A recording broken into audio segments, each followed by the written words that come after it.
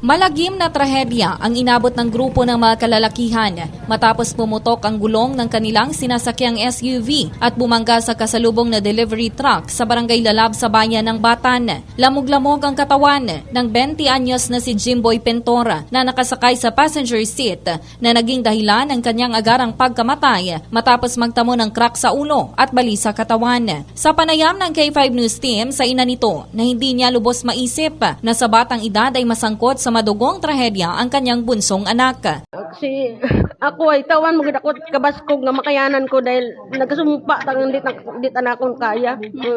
Medyo mabigay kita nga kaya ang mga mangod iyag magkuwangan nga supportive na nakakon ay hindi ko ta kaya mahina ta ko, hindi ko kaya. Hindi ko kaya abot ang problema ang trial na abot sa among pangabuhi pero kaya ko ta pero kung naduwa tarang ungay hindi ko ta kaya gid.